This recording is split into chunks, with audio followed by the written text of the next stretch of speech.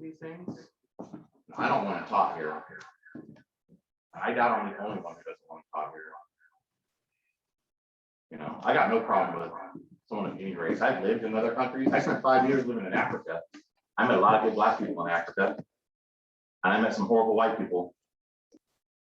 Being a good person or a not good person has nothing to do with skin tone or race. It has to do with the individual. So, yeah, I mean, I'm definitely against it. I could not find any information on the school board here to show exactly what they were teaching in the curriculum. I would love some feedback on where I can find that. You guys are aware of it. The other part is this vaccine that hasn't been approved by the FDA. I know our governor is pushing, won't open the state until 70% of the people get vaccinated, right? And now they're pushing to get kids. And they're pushing to let kids do it without permission of their parents with an unapproved substance. The only reason they're using it right now is because it has emergency authorization. That's it. So, in conclusion, I really don't know where to go with the rest of this, except I guess I'll keep coming back and I'll keep asking the question. And I'd love to hear if you guys are actually endorsing those programs. Do you plan on using those programs? You think I might be able to get some feedback on that in the next meeting, maybe? That would be awesome. I would appreciate that very much. Would you like to know if we are teaching the? Yeah, so it says incentivize any programs that are linked to the 1619. There's money funding behind that. And Equity 365. If you are, or if you plan to. If you are planning to next year, absolutely, yes. I will get you those in. I appreciate that. Thank you. No problem, thank you. Up next is William Walter. That must be me. I kind of do a ditto with what he's saying.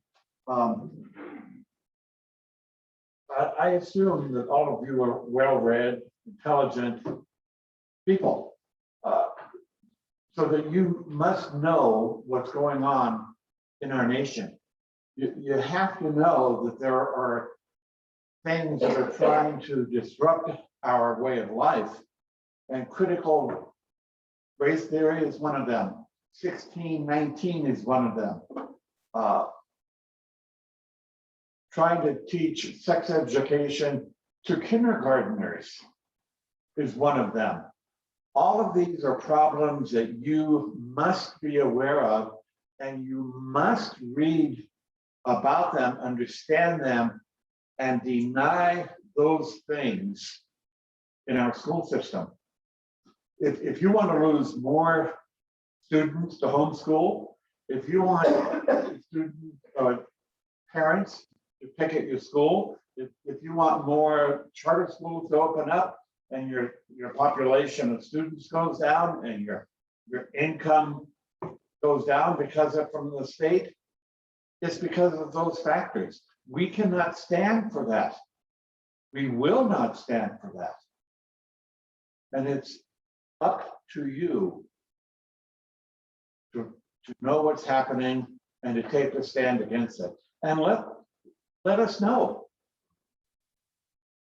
Let us know your opinions on those things. Okay? Thank you. Thank you.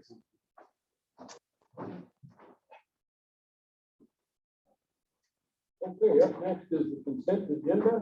Can be approved all with one action. If everybody has a chance to read through. Make a motion to pass the consent agenda. I'll second. Any discussion? It's been moved and seconded. I'm sorry, Roger. Oh, no, I was Okay. Been moved and seconded to pass the consent agenda as presented. All those in favor, raise your right hand. Motion passes.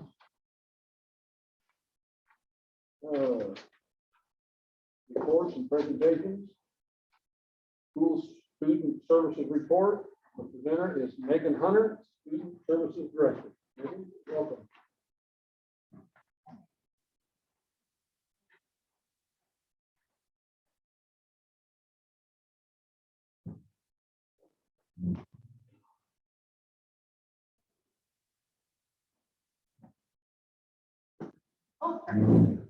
Hold on just a minute, Bill. Yeah.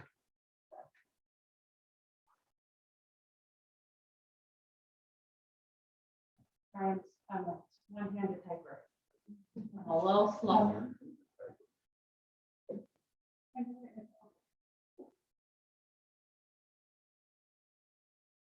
That cast premeditated. No, I actually fractured my thumb and disconnected the tendon. At Taekwondo.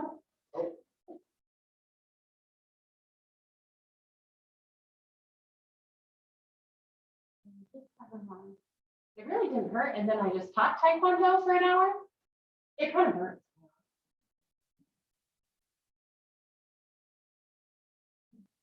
No, I was right. Another one. You're not the right one. When's the finish?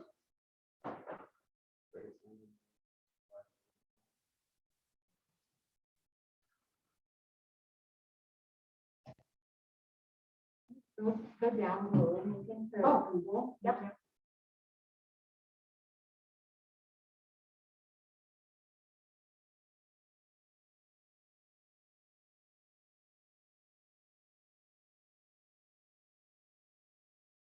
as soon as you log in here, I'll switch over from that attendee to panelist, and they'll be able to share. your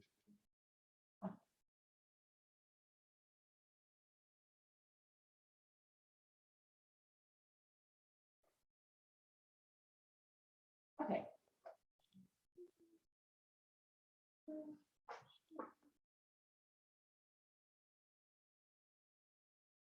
Super, thanks. Okay, so this year we were able to do a social studies adoption. Our textbooks were extremely outdated within many of our buildings. Our teachers have been pulling a lot of resources offline and really doing a great job with what they have. Some of our books were from the 90s, so it was ready for an update. So one of the things we did is it was a little difficult with COVID, getting the vendors to send us sample books. And so Western Oregon University partnered with us. They house all of the state approved curriculums. And so I was able to borrow all of the approved curriculums, which was really great for our teachers to get to see all the different pieces and all the different parts. And we're able to see this is exactly some of the ones that we chose. So like we even got to look through like the student reader copies and things like that. So it was a super great experience for our staff. The middle school last year was able to do an adoption of an approved curriculum, but the other two buildings did not. And so this will allow us to kind of be aligned and have more of a focus based on the Common Core standards, making sure our teachers have the resources they need. You know, at the elementary school, it's a difficult thing because there's only so many minutes in a day. And so making sure our teachers are supported with having easy to use, easy, accessible, ready to go curriculum. So what I did is I just kind of put together just a little slideshow, and I'll put this on the district website as well so families can connect with it. I'm going to add the other approved curriculums that we're using to the presentation, just so families know what we're teaching the kids. I think it's huge. I also want to put on there the pieces as far as some of the laws that we address, such as like with Senate Bill 52 to do prevention activities for suicide. What are we using? This year we were able to purchase some curriculum that can be used next year. And I think it's important for parents to know we're following the state guidelines, but I also feel very strongly that being knowledgeable about where our students live. Our students don't have the same experience as the students who maybe in Salem or in Portland. So like this year when we did Parents Law, which is preparing students to just make sure they're safe and understand how to be safe with themselves and safe with strangers. We were able to use some of the materials that ODE has, but gear them to what's appropriate to our students. We were able to use maybe Thompson, our counselor, to do that this year, and just putting those resources out there. I also think it's a great place to put more resources for families. Somebody, if a parent wants, I want to know more about this subject, or I want to work with my child more on these parts and pieces. I think that just having it available to them is super important, and then we can have deeper discussions with their students. So as far as social studies, we had a team, a K-12 team come up, which is really exciting. So at Slater Elementary, the teachers really liked it's called My World. And one of the nice things with my world is it's really connected to be able to be across different content areas. So not only are they teaching history, but they're working on writing and reading and all of those great language arts skills. So each grade level comes with a big set of readers for the students. You guys are welcome to look through these. Sorry. I think I should try to jump up there. Yes, so those are the elementary ones. These are the high school ones. And the nice thing, the nice thing with the high school ones is we are now going to be 6, 12, 9 with our social studies. There's going to be no stuff. There's going to be no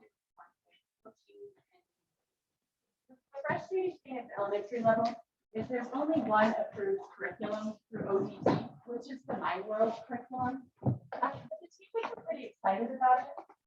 They really liked the readers. I think that was their favorite thing of the whole curriculum. Each of the elementary teachers were, look at these readers, I could do small groups and I could do this with them. And but they had really big plans. My favorite was one of the teachers who said, do you know how long it's been since I've had a new curriculum to teach from? And I mean, that speaks volumes. You want your teachers to be prepared with, you know, the latest and the greatest that's out there. With all of the programs that are in front of you, we also bought the online component as well. So teachers have access to extension activities, home activities. The My World has some parent communication pieces that can go home as well. So that'll be really great. We did do those for just 1 year to make sure we like the online pieces that come with it and we utilize them. Next year, the principals will work with their staff at the elementary school. They'll work more on those priority standards. They're not going to get through the whole book. There's just not enough time in the day. Look at language arts and math and all of those other important subjects.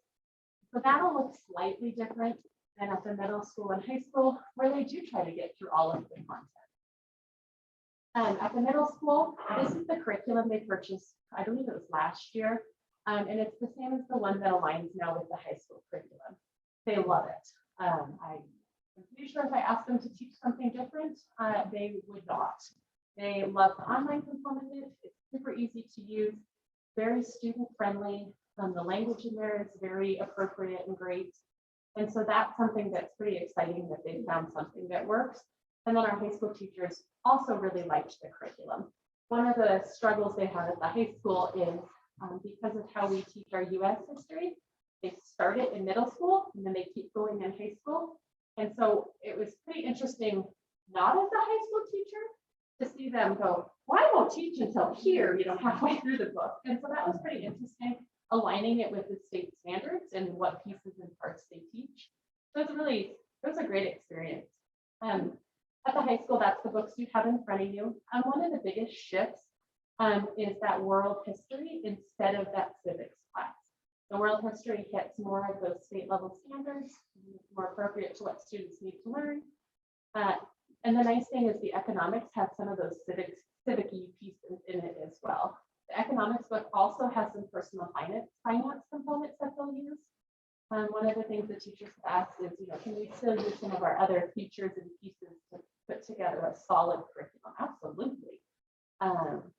You know, we want to make sure that we're teaching the most up-to-date approved curriculum through Oregon, but also being mindful of there's some other really great things out there that we've been using. The one thing that's just slightly different is when you are a junior in high school, you can take AP US history. That book is called American Pageant. I have a copy of it downstairs if you really want to look at it. And it's more read like a novel, and it is approved through College Board for the AP credit course, because that course is quite a bit different than the typical US history.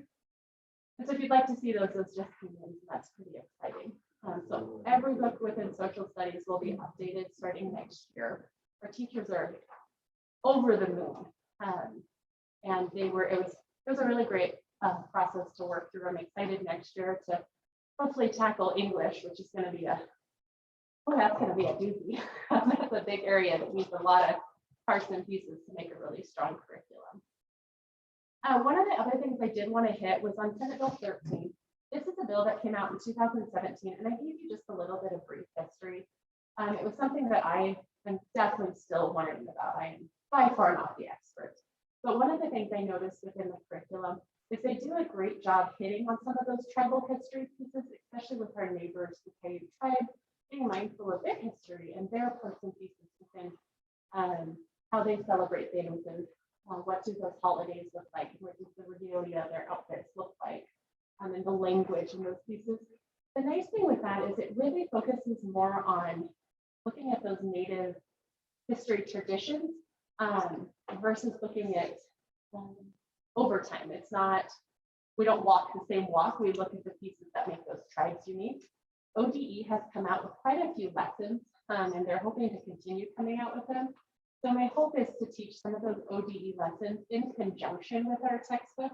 The tribe is working on putting together a volunteer list. So hopefully when we do those lessons, we can have some of our partners from the tribe come in and show us what that looks like. Or maybe all of the students make moccasins or learn about the different beadings and what they mean.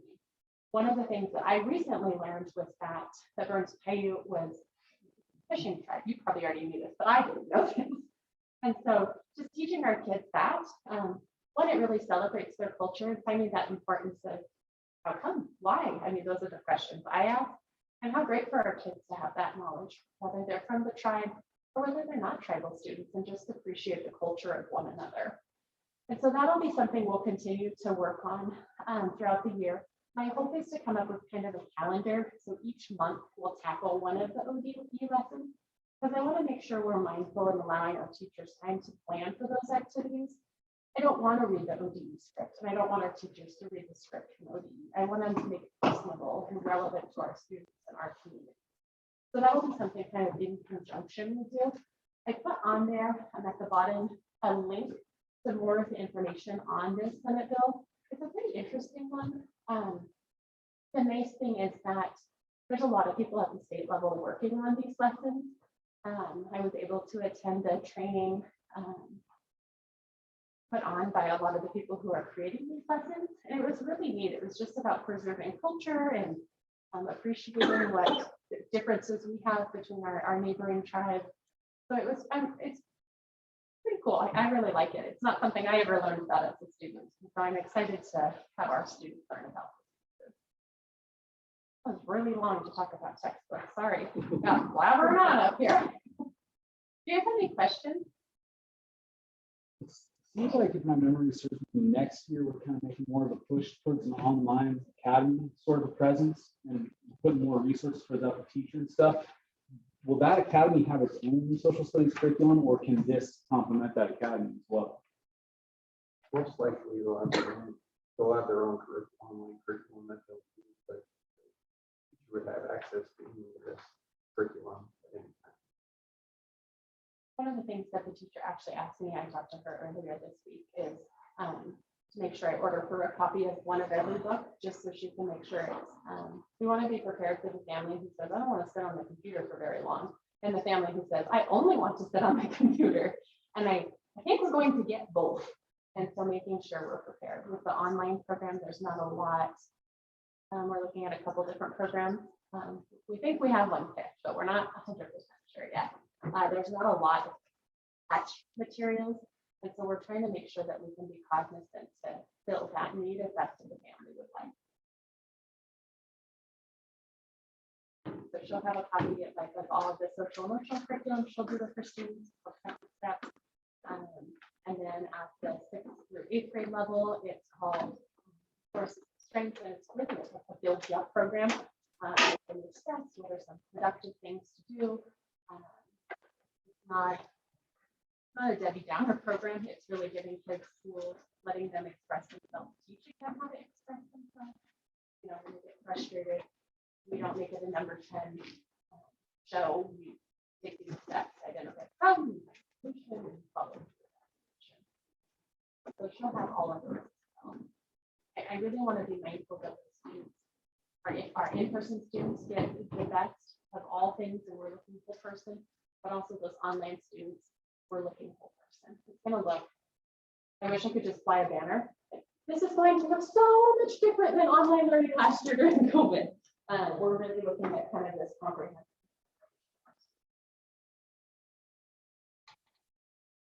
Any other questions? You want these books back, I presume? I do, I have to take them back. Okay. can just put them back on the page if you want, and I'll scoop them out after.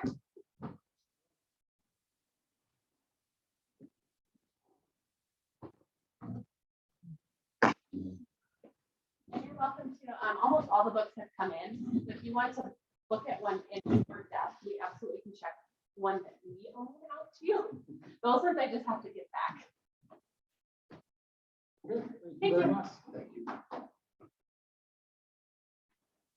Next on the agenda is the superintendent's report. Mr. Quick. Right.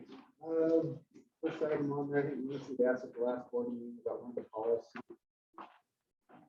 There it is, for the board.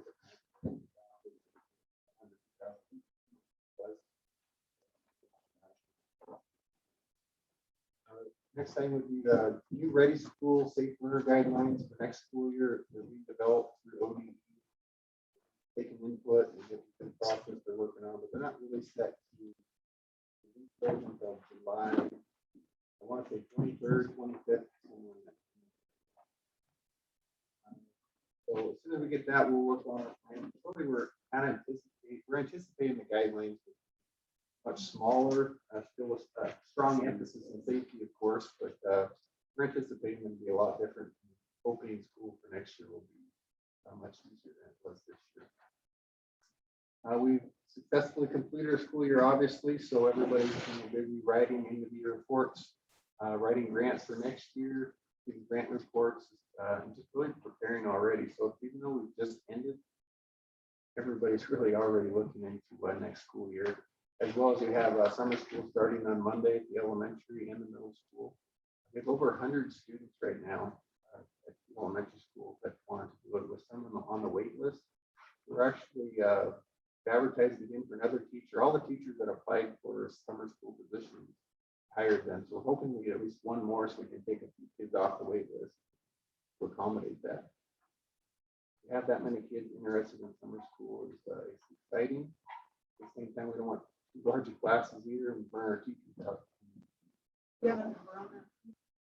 For the kids, 114 later, some something like that.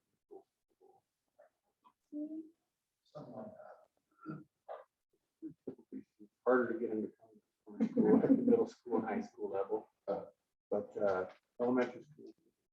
Always. Also been busy negotiating contracts with classified teachers and vendors. We were in an executive session. Progress on that. We're also talking about this building and another location next week. Part of that, we were looking at the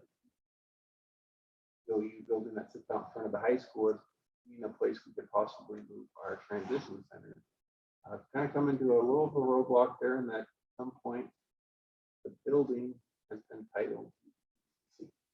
So on our property, but it's their building here. And at this point, we haven't found any agreements per se.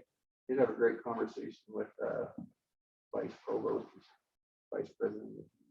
She's going to be in town next week. Just talk about how we can work a little more closely together with them. Last few years, they've had a hard time keeping their position fully staffed, and haven't done enough, I don't think, for kids to recognize that. So we're going to see where we end up on that one. I don't know if Randy's going to mention this at the end, but on July 13th, that several emails have gone out looking to do a board retreat with a new board.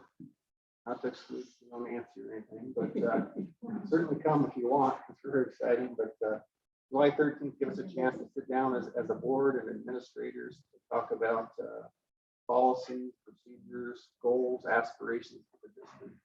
I personally like to look at our facility plans going forward, look at our strategic plan, especially with a new board. Get refocused. We still have that potential of getting the state matching grant of $4 million on the road. We're still in the running for that. We just have to decide what we want to do. So I think that would be one of my high priorities. So if you have other priorities that you want to make sure we discuss in that retreat, send them my way. During our last board meeting, we talked about putting together a potential partnership with the Harney County Library System.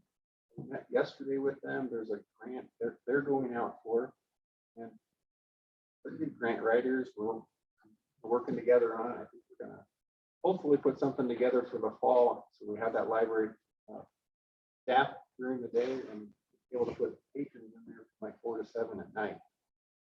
We're super excited to make that functional and work, and things we're still thinking about to make it work functionally, but we're hopeful the grant will come through on that one. And then of course, Shannon Ribeiro's been working really hard already to get the summer meal program going, feeding the kids that are in summer school as well as kids in the community throughout the summer. She does a fabulous job with her staff, and number of meals each summer is incredible. She has a lot of energy behind that, and a lot of passion behind that. So work staff members. And I just wanted to really thank staff members in general for the hard work and dedication they've had this year.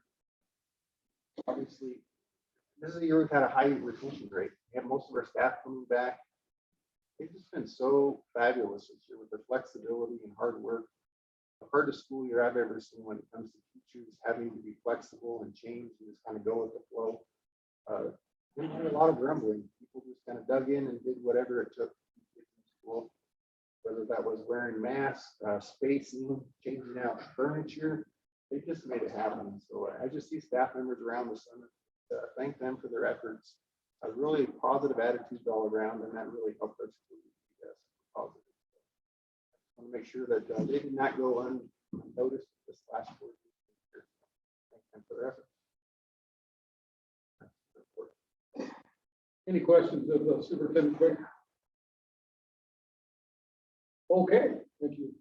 Moving on, the next item on the agenda is an action item under donation. Looks like we received, I have no knowledge of this because I turned most of them in. Donations received for the Corbett Field Renovation Committee / VHS lights, $45.95. Wasn't it? You want me to read each individual? Making a donation to the Corbett Field renovation, Bill and Patty Wilbur, Ray and Mary Beth Cornell, Dean and Katrina White, Karen Carter, Mitchell and Linda Baker, Cheryl and Scott Maitland, Grant and Gabe Gunderson, Gail Prince, Bobby Vanderdoffen, Dave and Debbie Hughes, Rodney and Susan Robinson, Carolyn Christensen, Joan Henry, Douglas Jenkins, and Jeff Blackburn Real Estate. This is something that, as a member of the CFRC, we started the 185 Club 3 years ago, and most of these people agreed to contribute $185 a year to meet our portion of the annual payment for those lights of $17,700 something. And so far, we've always made that payment. One made just this last month, and currently have at least 2 payments in the bank. So we'll hopefully get that 8-year project completed in about 3.5 years. Okay, enough for donations, and we'll always take more donations. That's enough for the month. Yes, we do. It is an action item.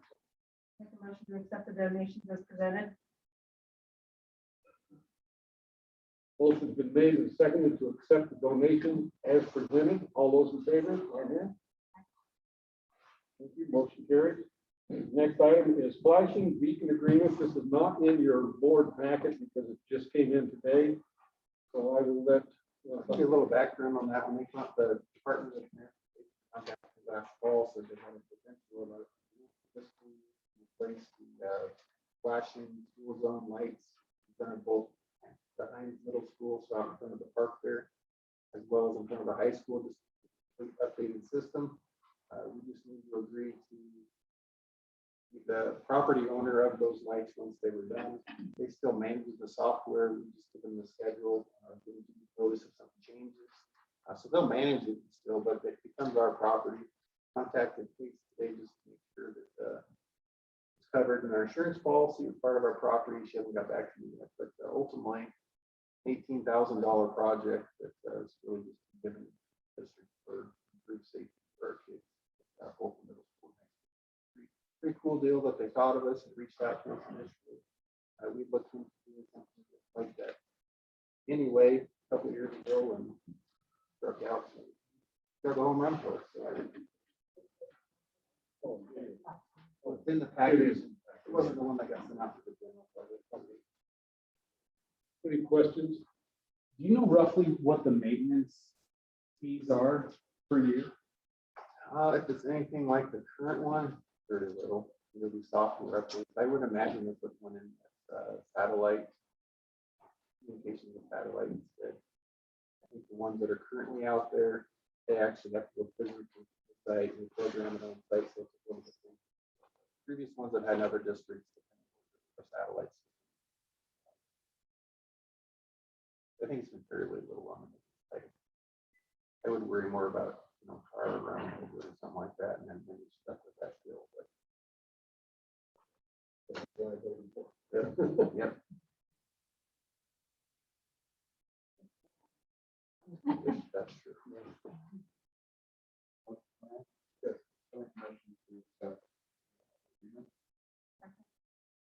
Motion's been made and seconded to adopt the flashing and beacon agreement for 2021. All those in favor, raise your right hand. Next item on the agenda, on the action item is personnel, new hires. And we have one. Sarah, say Island. Aileen. Sarah Aileen, Slater Elementary teacher. This will help, this just simply help keep our class sizes down without having to full classes would be almost to 30. At one point they were kind of like, oh, we could do that. Like, we're not doing 30 classes. So Sarah stepped up and did great. Yeah.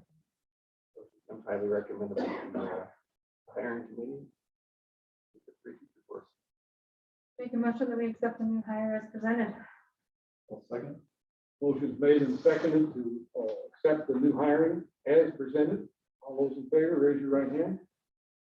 Motion carries. Number 9, budget adoption. Those budget hearing, I think I already did that.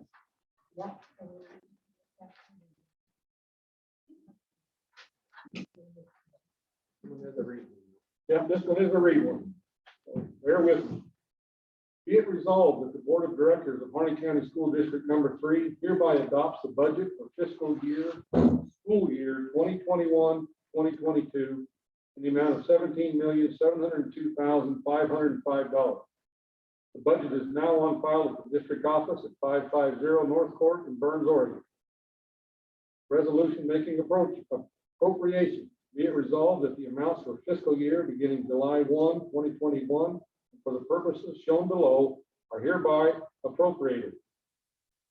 Each line or just general fund amounts on each line item.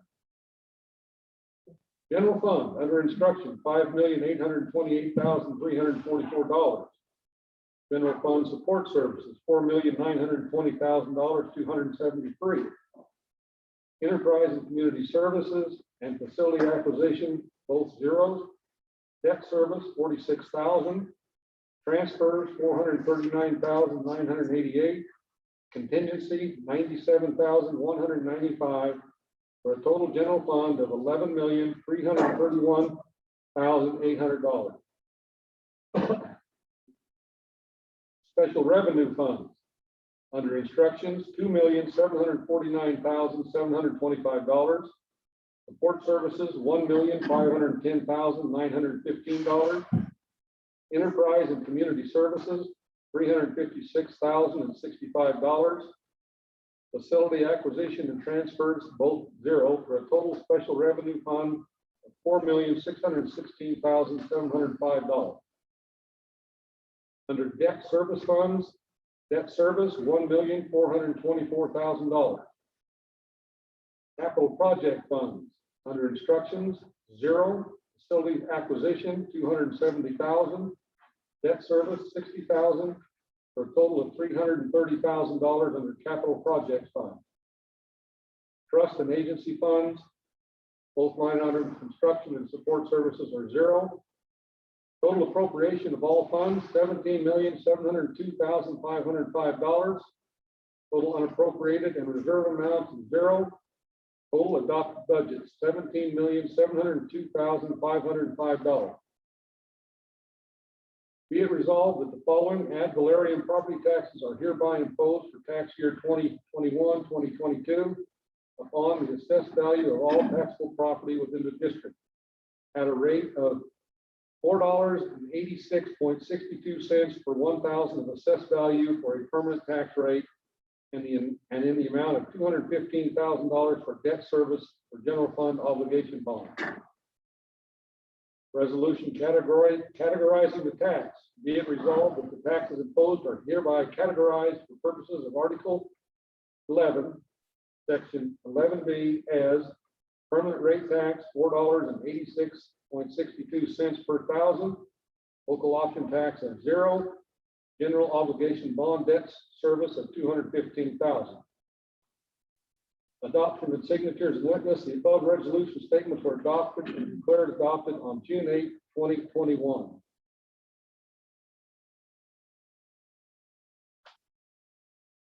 And make a motion to accept the budget as read. Second. Motion's been made to accept the adoption of the budget as read. All those in favor? Motion carried.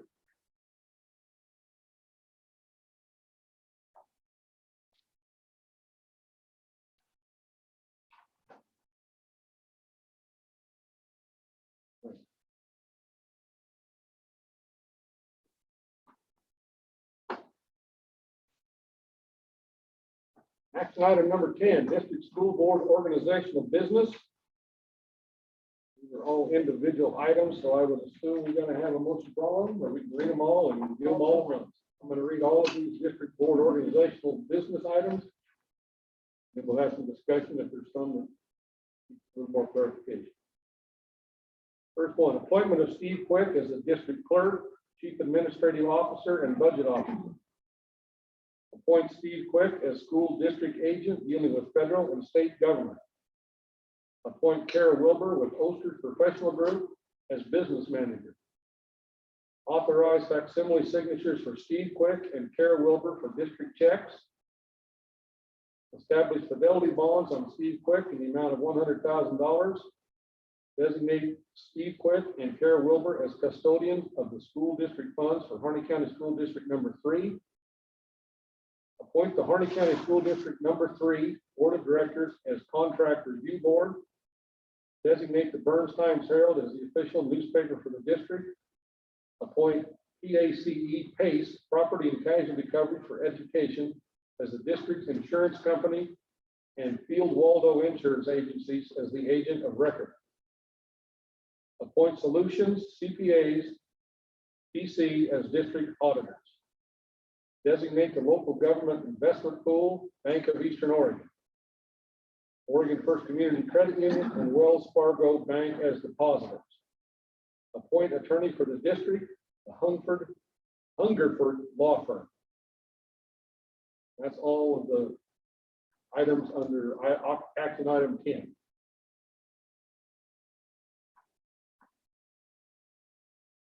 Questions?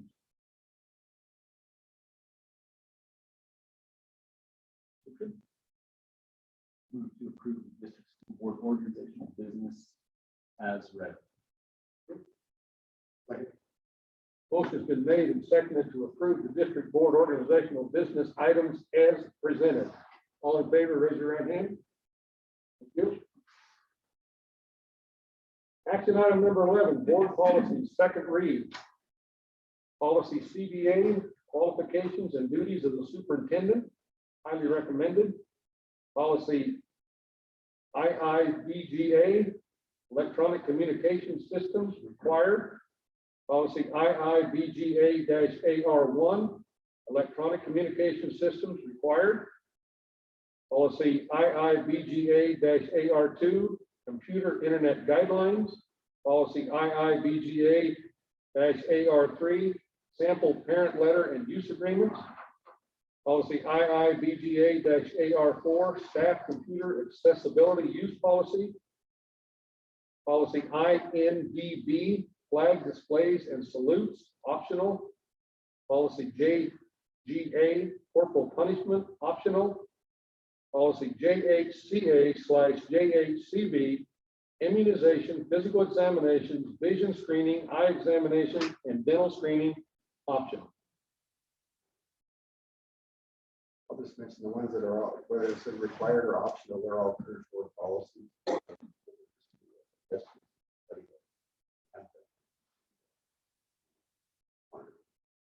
They're all currently there. Was there, I don't remember for sure, was there one where there was a wording question? Did you? Yes.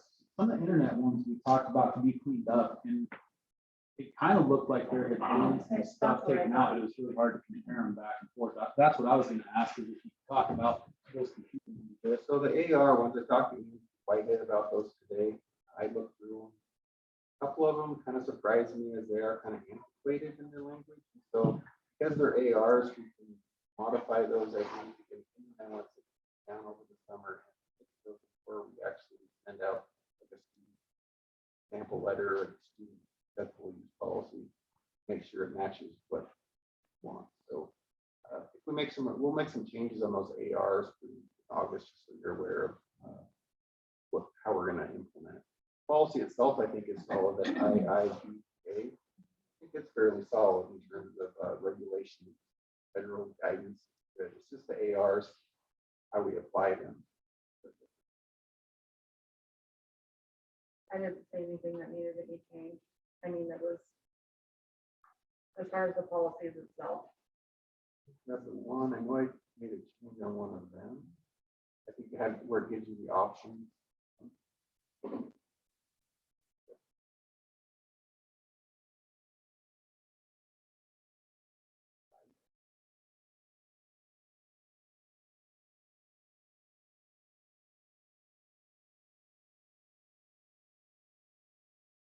The district, it's electronic communication system one. That's option. It was within an AR, it gave some options that were. There was one I saw that had some new yellow Right. struck out stuff that was antiquated terminology. And it seemed like it was a lot shorter. One of the concerns I had about one of those computer ones is how would you enforce this rule? It talked about proper email etiquette and grammar and everything. And I didn't notice that when I went back through them, but I think I forgot to open a couple of them. But I didn't That was see one it. where I started right and put yellow as a doing the change for this meeting. That's when I talked to Andy. Review that one. There were some good ideas. One was proper etiquette for how to put together an email. And some of the ideas were really good, but some of them were like a little bit over the top. One of them, in fact, said students wouldn't use internet-based email. We all use internet-based. So do you guys feel better having it go to a third read, or do you feel confident that we can? No, I think you're fine by passing the policies. The AR won't necessarily need a first or second read. It'll just be put on your agenda as information only. August, so you're aware of what's going on. Yeah, fine. Approve the policy. Yeah, fine. Cool. Make a motion that we accept the board policies as presented. Motion been made and seconded to accept the board policies as presented. All those in favor, raise your right hand.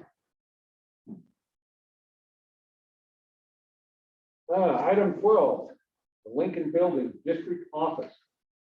You know, we've had not a lot, we've talked about this for a couple meetings. And I don't think any of us disagree with the fact that we got to do something as far as this building. Wade's reported that he does not think he can get the boiler approved with the next certification. We were in a meeting the other night, and meeting in this room, and it was jacket, and then you go down to the next room and had to have an umbrella and a cool drink. So I'd just like to open it up to the board for general discussion on whether we as a group feel it's time to vacate this building. We do have an option that we will talk about if we all pretty much agree that we need to look at vacating this building as soon as possible. Yeah, I think it makes a lot of sense to vacate. However, I want to, figure out where the new residents will be and how much the cost will be. And I agree. that's all I care about. Pretty much the same, Rob. Yeah, one of the things that we asked last time is, how much space is gonna be needed, how much space is available within the district vacant space right now, what the cost would be, but I concur that we probably skedaddle out here. Hey, that's one hurdle we're over. Steve, first of all, I got several calls in the last couple of weeks. I don't know where it came from, but we were kicking TVCC and EOU out of that building. I just told people, I said, that's not true. We didn't discuss that at that time. It was one of the options. We wanted to know who owned that building. No, it wasn't getting used much, but pretty much answered that early on. When we said TVCC is going to make a concerted effort to get it staffed and keep it open, and but they technically have title to the building. It's just on our property, so that's stuff. Yeah, it's just odd that either one of us can find the agreement that this building or sign the title over, title sitting at the courthouse, so I think they're paying property tax on it. Real property, so. Like I said, with the transition program, that was one we had hoped to seem like a perfect building. It wasn't in the high school because the kids that are in the transition program have already graduated. So it's kind of ideal, so it's outside the building, kind of separate, but other space, that would be one we'd probably look at somewhere within the high school program. And the other option, and like I say, he hasn't really looked at the possibility of moving the district office into the high school. I think it's the only building that have the possible room. Steve and I talked a little bit about the transition kids being in the same building, separate it off and still have separate entrance and all that stuff for the needs of those transition students. So the other option is a possible lease agreement in the, still called the Wagner building? Something else, but I mean, still Wagner. The old Wagner furniture building, state offices are, south end of that building, which is closest to Reed's Country Store, is a perfect size space, and I'll let Steve take it over from there. Yeah, so on that one there, really 6,000 square feet. They're willing to do some build out for us and give us enough office spaces for people that we need office space for here, myself, Brenda, Paula, as well as Megan. Would also give us a chance to put storage in the back of the building. And they would build out there our files in a secure location in the same building. Really, they're building out the building to our specs. And so that's why you look at the lease agreement there.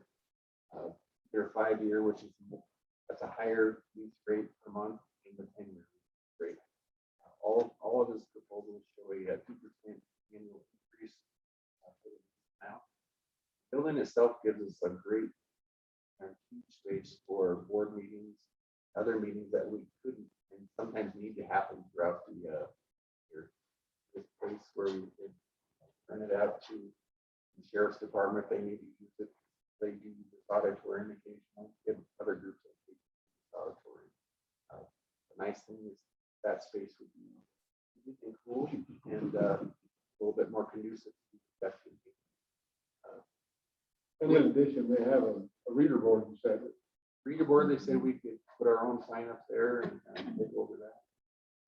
Has a very professional look. It would also, for our K-8 online person, home link person, create a space within that building as well. There's enough of 6,000 square feet to be able to create a classroom, allow her to do that thing here outside of the regular school building. So, in terms of space, ideal location for us, being in the middle of the district on the main drag, and good location for visual.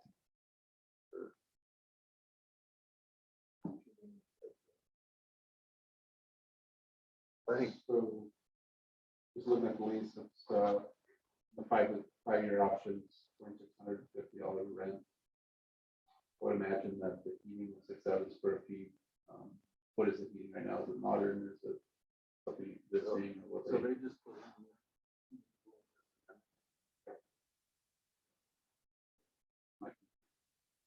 That was Is one of there the any other original, expenses besides the, it would be, what utilities, I guess? are yeah, included? we have utilities, he has a few other things in there, one is the insurance we pay for his building, we have to start on things, right?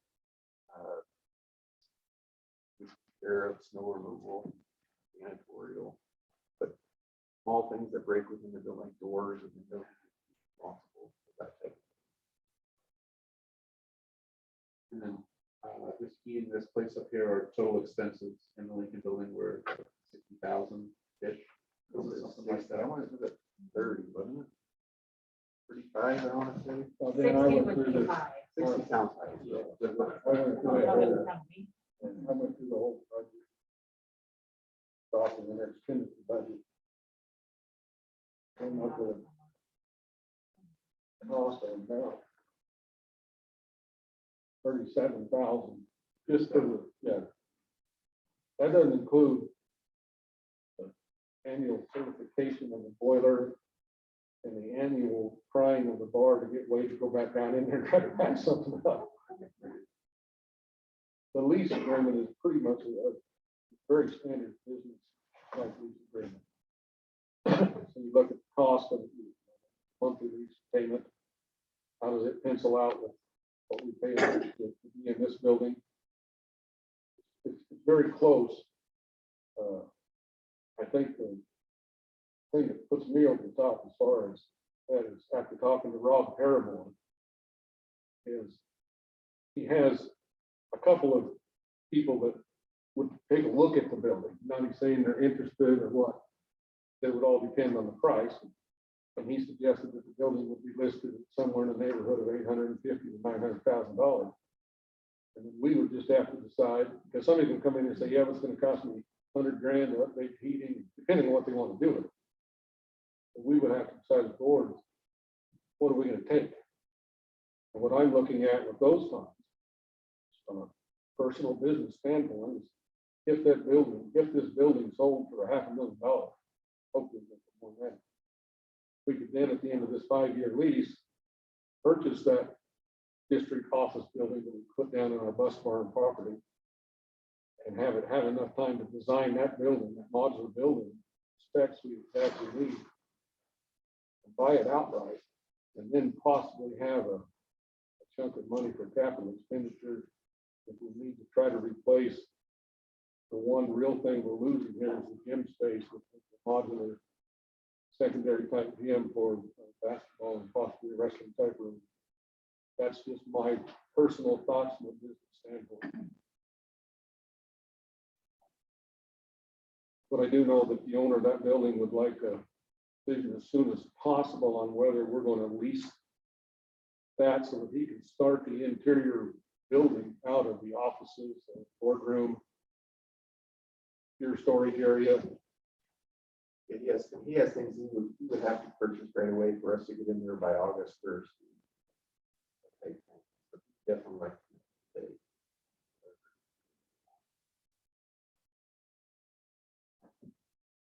Any other discussion? Question? My best to answer for you.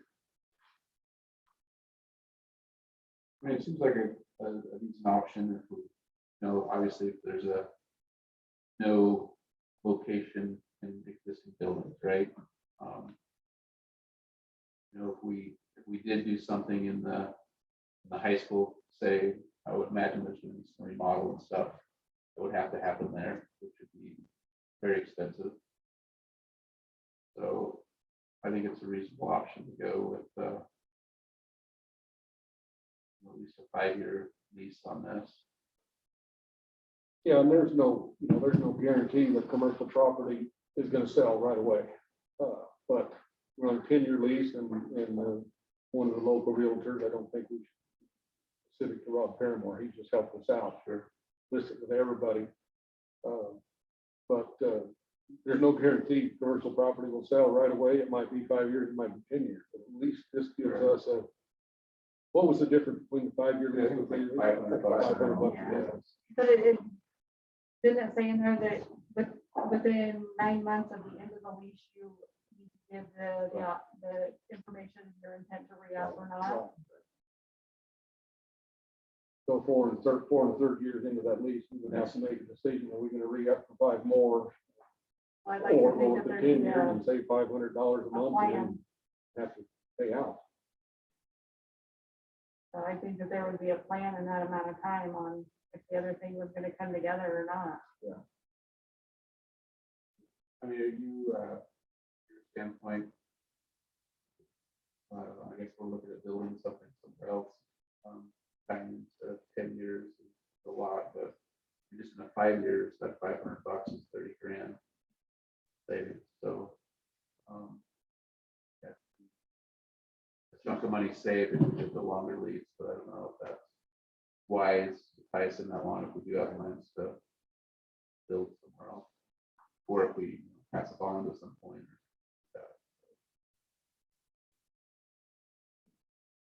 I would probably recommend 5 year over the 10 years. Because the building Yeah, does no. sell, and now you've got some cash to work with.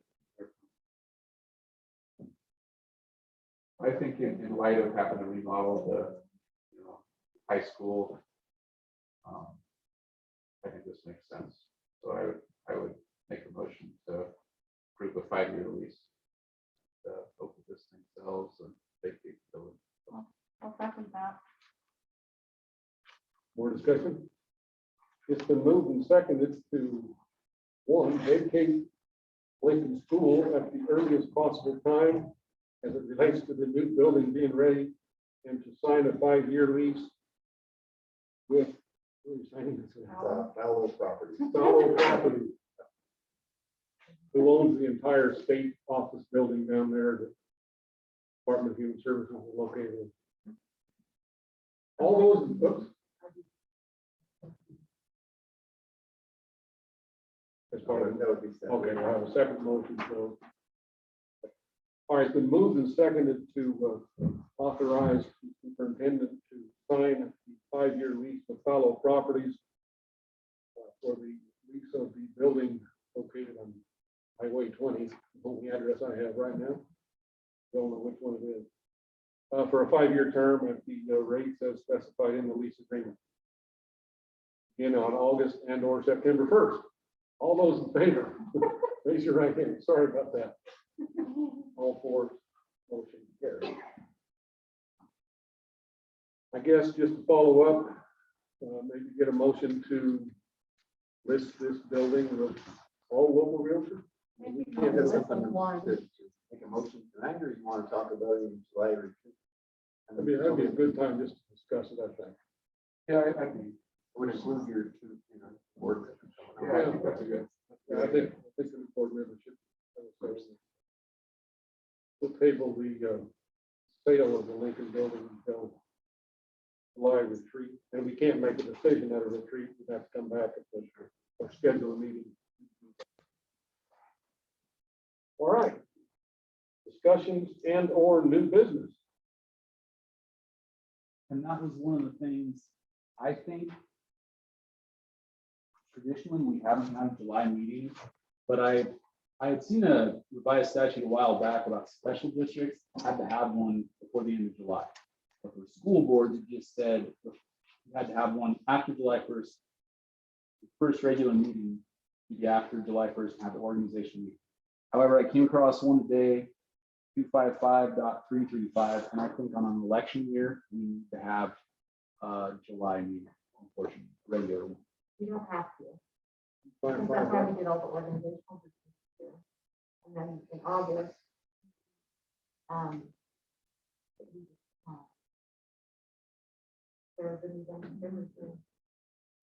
They're sworn in the first regular meeting after July 1st. So Right. right now, your first regular one is scheduled for August, but you're saying there's a ORS? Yeah. What The number is it? 255.335, because on the OSDA website, the question that was asked was, do you have to have a July meeting? And it said on election years, yes, inside of this ORS. So My question is, what, I mean, are you talking like a national election, like presidential election? no on a school board. Okay, election. school board. So every 2 years, I guess, it would be. Is that right? Do they have a just. Probably because. It was real short. It didn't go into the organizational stuff like the law firm and everything else. It just said, Can we let Steve get us some information, talk about that at the retreat? oh yeah, because I'm not chomping at the bit to have another regular meeting, but if we need to, Right. Now, I think if we need a meeting, I can call one, any kind of notice. and the one other thing, I think that as a board, we need to talk about the direction we want to see the district take in terms of COVID restrictions, and I'd like to see it on the agenda for our next regular meeting. Say, how you want that read again, or how you want that stated. I'd like for us to discuss the direction we'd like the district to take in terms of COVID restrictions. Okay, at our next regular meeting. For request, So if it's at the August meeting, by that one, we would have the new RSSL guidelines.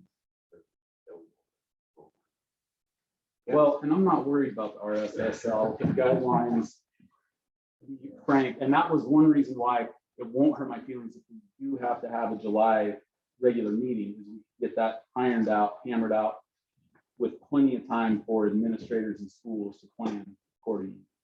But we'll see what you guys think about those ORS, because like I said, I had seen it both ways, and after some more research today, it looks like we do need to have one on the election. okay. Any other discussion or new business?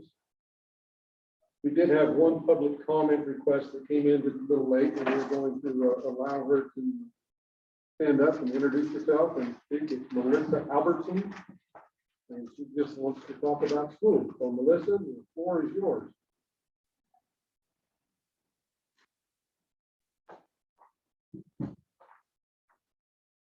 Hello. My name is Melissa. I'm coming to you as a concerned parent.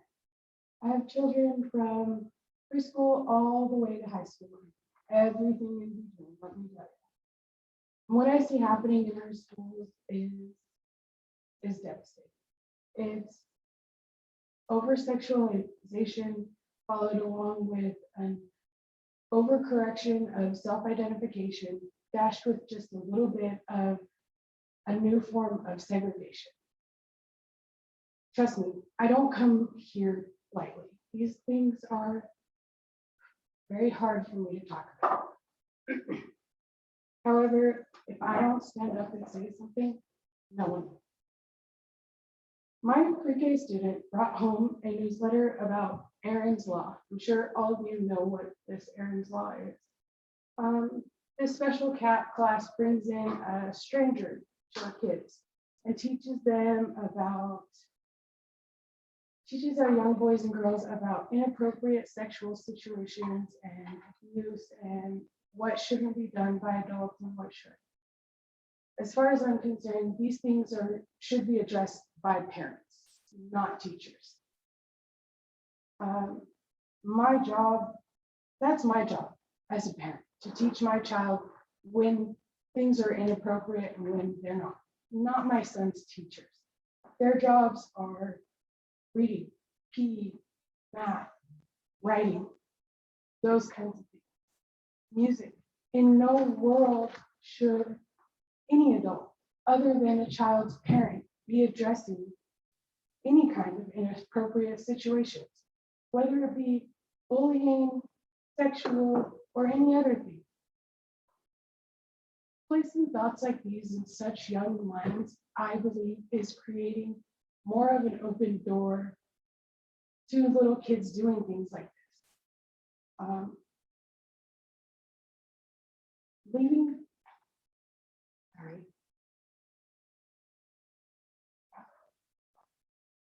Allowing things like that to come into schools when they should be learning about math and reading and things like that puts those things in their mind. And then they end up going to school restrooms and doing things that normally wouldn't have been there in the first place. Now let's talk about what's being allowed within the walls of middle school and high school.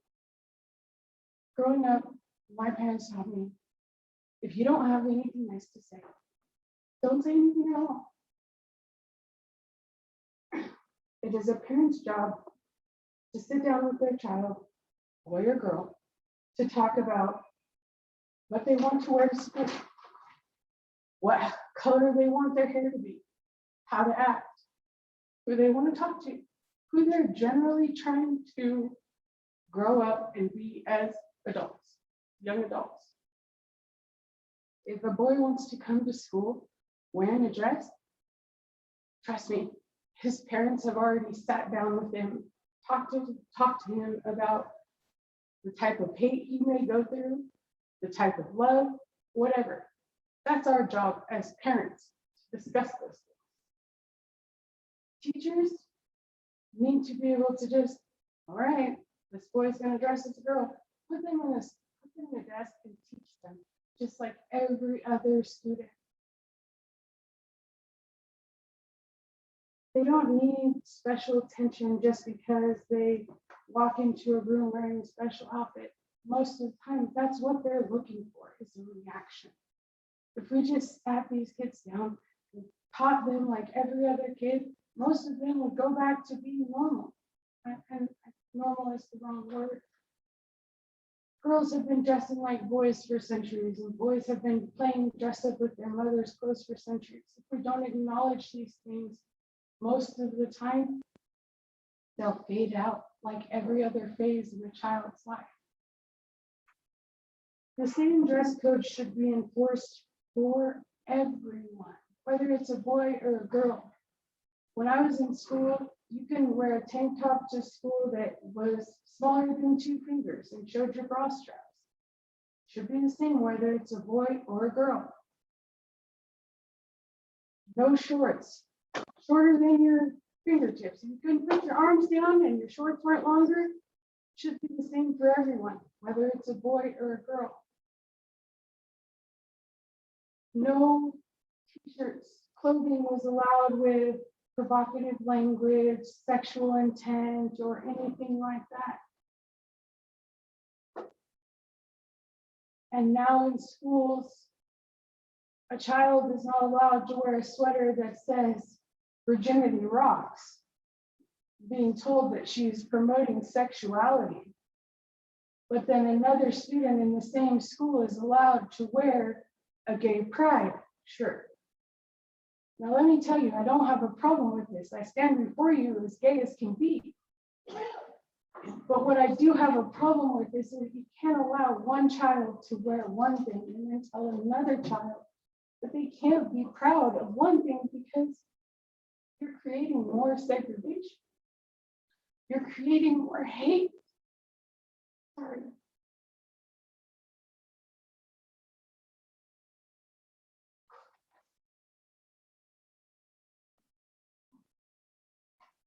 Allowing children to hang flags in schools that scream gay pride is, you know what, whatever. That's what you want to be proud of, fine and dandy. But in school, we're not here. We're not there to learn about gay pride. You're not there to project any kind of whatever. You're there to learn. And if our children are being told they can hang up a gay pride flag in this classroom, but they can't hang up and be proud to be straight, that's telling our children that they can't be proud of who they are because they're not on the new bus of being gay. That's not okay. It's not right. Within this last school year, what I've seen being allowed is okay and then being told it's not, it's just should not be allowed. It just should not be allowed in schools in general. When I was in school, you weren't allowed to hold hands, you weren't allowed to kiss, you weren't allowed to do all these things. It didn't matter if you were trying to do it with a boy or a girl or a boy and a girl, it just didn't matter. You weren't allowed to do it in school. So why are we allowing it now? The overcorrection and the fear of telling these new age kids that it's okay to be proud, but in school, there's times where you need to just dial it back a little bit. Yourself, that's fine. But in schools need to get back to what's important in teaching and stop allowing all these outside things to come into schools. And I really feel that the lines between parents and teachers are being blurred too much. Too much is being put on our teachers. Too much is being put on our teachers. Too much is being expected from them, from all of you. And I just feel like if you just stopped allowing all of it into the schools. Don't allow the straight kids to scream about being straight. Don't allow the gay kids to scream about being gay. Just keep it out of the schools. Keep it at home. I agree that kids shouldn't be wearing virginity this and virginity that and sex this. I do agree with that. But I agree that none of them should be allowed to do this. Not just certain ones. And that's all I have to say. Okay, thank you very much. Thank you.